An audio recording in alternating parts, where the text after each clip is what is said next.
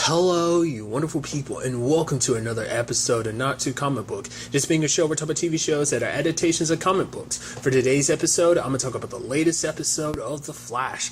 A lot of interesting things in this episode. We see kind of Nora kind of going more dark side this episode. She's stealing from places. And obviously, it's interesting because obviously she puts together her own little rogue gallery, which is interesting, which includes Weather Witch, Ragdoll, and I'm blanking on her name, but the lady who has the bees, she popped up. I want to say it was season 5 of Arrow, because even later on, you have Cisco making a joke about it, and it's like, hey, ain't that crazy bee girl? He's like, hey girl, oh man, crazy seeing you. He's like, what a throwback. I'm like, they even referencing it like that. I really like that, because it's like, yeah, I think that's the last time we had seen her pop up was like season 5, like the first time she had popped up in. Has she popped up in No, she popped up in The Flash later on, didn't she? I want to say I vaguely remember the fact that she popped up in The Flash later on after she had popped up in Arrow. Or maybe she popped up on Flash first and then she went to Arrow. So maybe, I don't remember. Either way, it was just kind of interesting him pointing that line out like that. But it's also interesting the fact that Nora's got her own little rogues gallery, because it's like, oh, here's the, basically starting the young rogues, which is so interesting. She's putting together this team to steal, like, some weapons, and she's even going to let them take some of the weapons. It's like, whoa, like, Nora's fully going to... I was like, what's the whole point of this? Because, like, Iris at the beginning was kind of like, okay, no matter what Nora's doing, obviously she has to have a good reason for doing it. She believed that wholeheartedly, and that kind of says a lot, because it's so interesting that the person who had the best relationship with her, that being Barry, his relationship with her got very complicated now, but Iris, who had the very complicated relationship, even through it all, she's the one that believed in Nora the most, believing how to handle things the right way within this whole situation, because they ultimately ended up figuring out everything that Nora was doing was connected to Cicada.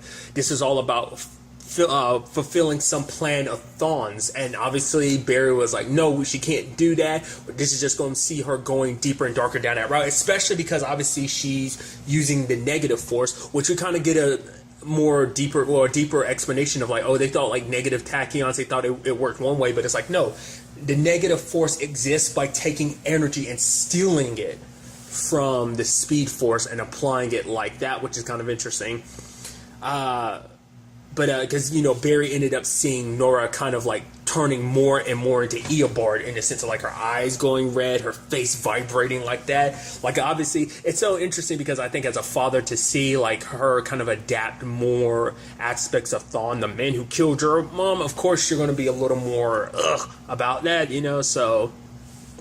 Because obviously you could tell Nora was, lashing out, because for her it's like, you never wanted me here. The fact of the matter is, oh, you talking about I can come back home now, but it's like only if I abide by your rules and stop working with Thawne. The fact of the matter is basically putting a condition on her coming back home and being like, and for her it's like, how do I know that next time you get pissed you don't just drop me off in the future? For her it just makes her go like, you never loved me. And the fact is, you weren't even there when Mom came back to try and get me from the future. To be fair, Iris kind of did that on her own, but, Nora's not really going to want to listen to that. So for her, it's just kind of like, she was just pissed and hurt more so than anything, especially because her dad's her hero. Everything she's ever done has been for his sake, to meet him, to save him, So you can understand where she's coming from, because probably in her mind, it's like, It's so messed up. Everything I've done has been for his sake, and he just abandoned me. He left me like that. Because for her, it's almost like being abandoned by her dad twice, because she never got to know her dad at all. And now that she got to know him, it's almost like he's disappearing from her life yet again. And now he's doing it on his own volition. Like, of course, that's going to piss her off. But getting back to what I was bringing up earlier, obviously, like, Iris is looking at it being like, yes, I get it. It's Eobard. But the fact is, she's like, Nora changed us. We became better people because of Nora. Who's to say she didn't do the same thing to Eobard?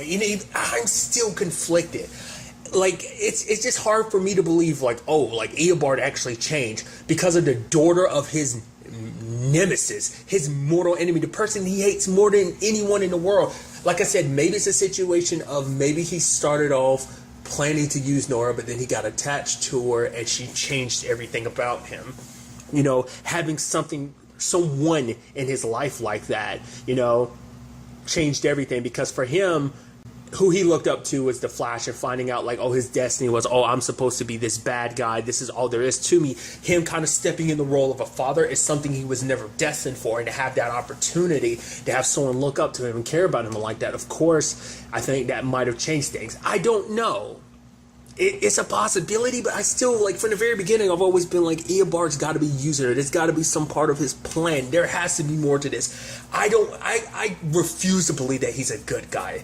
I don't know, maybe at the end of the season, I will be proven wrong that he is 100%, a good guy. I mean, to be fair, when it's all said and done, Barry still doesn't trust him. And even Joe's like, I don't trust him, never have, and I never will. But the fact of the matter is, at the end of the day, it's not his trust you need to be worried about. It's Nora's. The fact is that she's doing all this because it's all for the purpose of stopping Cicada. The fact is, she's the one you need to have faith in. Because for him, it's like, yes, Nora broke the law, so yes, you are right about this situation, but he's like, because like Barry wants to treat her like a villain because he feels like that's the only way to stop her before she goes too far down this dark path. But Joe is like, the fact of the matter is, look at you guys kind of always kind of technically break the law, but I always go the other way because there's the other side of me, the side of me that's not a cop, the side of me that's just a father who goes, no, recognizes what's right.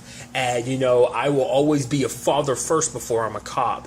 So kind of getting Barry to kind of recognize the situation, and because even Barry starts doubting himself, he's like, but the fact of the matter is, what if this is proof, because like, yeah, I wanted her to go back home immediately, like obviously they didn't immediately click and connect, but for him it's like, what if that was kind of a sign of like, I'm not a great father, maybe I'm just never a good parent. But Joe's like, you're going to be a good parent, because for Barry it's like, I always felt weird hearing her call me dad. It's like, hell, he's like, Joe was like, even look at me, like, you didn't call me dad until you were an adult, like until he got his powers, like the first time he called Joe his dad, because you always had your dad. It was, Henry, and in your eyes, Henry was perfect. From the very beginning, you were the only one that believed that Henry did no wrong. So it's kind of the same thing applies in this case, where Nora, like her image of her dad is, he's this perfect person. She always had that image of him being this person. So it's kind of the similar thing in that regard. So I just thought that was kind of an interesting, like, father to father passing on that, wisdom and stuff. I thought it was kind of pretty neat. It's actually kind of interesting because on the other side of things, you had the whole conversation with the young rogues and their conversation with Nora. In particular, Weather Witch was talking about the fact is that, basically talking about her family history of like, her dad abandoned her mom when she was in the maternity ward. So anytime she looked at, her mom would only see her dad, and she never hid that fact. She always reminded her. And one day when she was 13, she ran away hoping, maybe one day like, oh, my mom, I'll look up one day and she'll be there. And it's like, no, she never was. Kind of basically being like the fact that you can't count on your parents, because mentors will betray you and parents will break you. The only people we can rely on is each other. It's actually kind of interesting because Nora ends up bringing it up later on, because I was curious, like, are you really just going to let them get away with weapons and stuff like that, even though you had this whole plan? It's like, no, she was planning on stealing them back later on. So it's like she had thought this through. Like, she wasn't completely crossing the line. It turns out the only way she could use the negative force, do all that she needed to do, because she knew that if she told Barry the truth, he wouldn't believe her, because it was a plan that came from Eobard. And so for her, it's like she had to continue going about this way, and she needed to use the negative emotion. So she had to kind of stay in a very negative headspace so she could draw upon the negative force to kind of get around without Barry and the others being able to track her down, and get in her way. It's kind of interesting with Sherlock and Cisco getting kidnapped, and I love it. And Cisco being like, "Oh, you try to kidnap me because you want to use me to fix some tech." It's like, oh, like this is my first rodeo, which is so interesting because it's like, yeah, he was kidnapped by the original, rogues of Star City, and it's like, here you are doing that. It's like, what are you, like a rogues cover band? And it took Nora vibrating her hand and her eyes glowing red, and she's like, "Do you take me seriously now?" And then you have Cisco being like, an oldie but a goodie, which Nora doesn't recognize how messed up that is, considering the fact is, in an alternate timeline, Eobard killed him like that, and because of his abilities as Vibe, he remembers being killed like that. He had nightmares about it, essentially. So it's just kind of interesting. Because once again, like, Nora still doesn't know everything there is to know about Eobard, all that he's done, so she wouldn't know that. It was just meant to be threatening to kind of get him forced to work, but still. There's actually an interesting conversation with all this too. I love that, like, kind of connected to that. It's like you have Sherlock threatening, like calling, like because he won't tell Camilla that he's Vibe and everything. And obviously the conversation gets switched around because it's like, oh, Sherlock knows about Renee being a metahuman, but she hasn't told him. But the fact is, you know that and haven't said anything. It shows you're kind of being dishonest, so you're a bit of a chicken. But at the same time, he flips it back on, Cisco being like, the fact of the matter is maybe there's more to the reason you're not telling her that you're Vibe. Because for him, he's making excuses every turn of being like, oh, trying to find that balance between the normal life and the superhero life.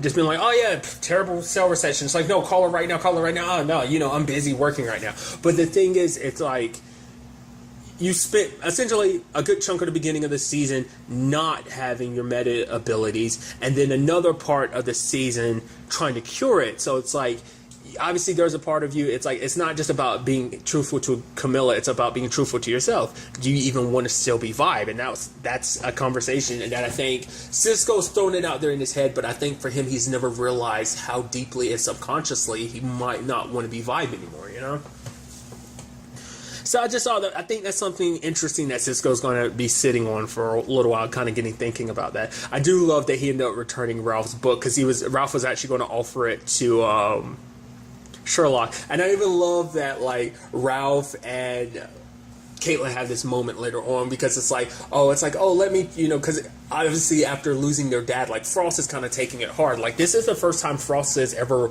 lost someone, so heavily. Like, this is the first time she's ever kind of felt this emotion of like, oh man, someone I care about is gone, So she's obviously taking Thomas's death pretty hard, and you had Ralph kind of saying like, oh, what was it, like the 27 steps to a better morning or something like that, and Frost got annoyed and it was like, there, I took care of her, are you happy now? And we shut up, and he's like, see, I told you I could get her to come out. But obviously it's the whole conversation too of like, wait, you're here helping me, did you come here simply to like help me and Frost, cheer up? And he's like, well, yeah, we're a team. That's what we do. We help each other. And she's like, the fact of the matter is, like, why don't you actually use your book to like help yourself? Like, the fact is, you used it to help Cisco, but you were so quickly to try and give it to Sherlock as well. And he was like, oh yeah, the fact of the matter is, it's very good advice for other people, but I have a hard time following, because for him, he's like, I'm not built for love. But then you have Caitlin being like, no,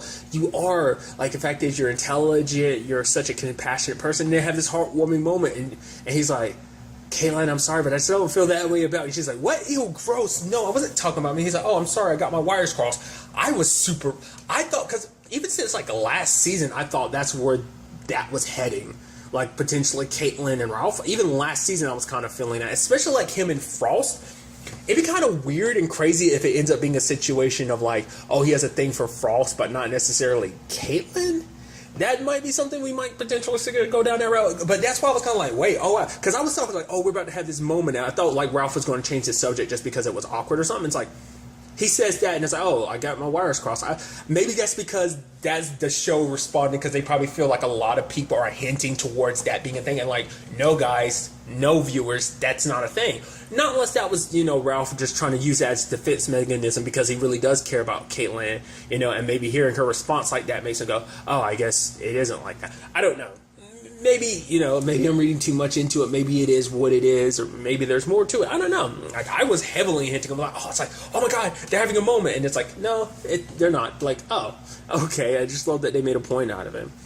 But because of them, we were able to find out exactly what it is that Gracie's up to. We're finding out that she's taking an atomizer she got last episode, and she's trying to use the prototype cures. Basically, she's going to spread it across like a virus. I thought like, oh, you're going to try to wipe out all metahumans in the sense of curing them, but it's like, no, these are prototype cures, which means they're not the proper treatments, which means they will kill all metahumans, and that's the point. Even she will be there too. Well, not unless her circumstances are a little different, because her circumstances might technically count as tech because it's from the satellite, but I don't know, maybe they won't necessarily be affected by it on the same level that other metahumans are. Because it's like, you technically be killing yourself, young Gracie, as well as, your future self, but we'll see on that front. I thought it was kind of interesting because she saw Orlin in her head. I'm assuming that's supposed to be the Uncle Orlin she grew up like, not the one that she ended up killing in this time who changed his mind. That's the Orlin that stuck in her head. The one that she saw when she was, well, no, because about to say the cicada that's in her head is herself. But, the Uncle Orlin that she believed in, that was, you know, passionate about stopping metahumans and killing them, trying to make the world a better place. That's the Orlin I think that's in her head, not the one that changed his mind and was trying to do right by her, the one that she killed, you know. So that's my thought process. Whether there's more to that or not, we'll have to wait and see. But nevertheless, I still didn't even talk about everything with the young rogues. I love when a ragdoll ends up going into that pipe and everything, and you have Weather Witch being like, ew, I'm about to vomit. It's like, yeah, him doing his thing is pretty damn disgusting. It's actually kind of interesting because when Joe and Iris are fighting him, and Iris did that knockout punch that twisted his head around, I was like, ugh, that's one disgusting metahuman ability. It just makes you kind of go, ugh, stop cracking your bones and just being so contortionist like that to the extreme like that. It's disturbing.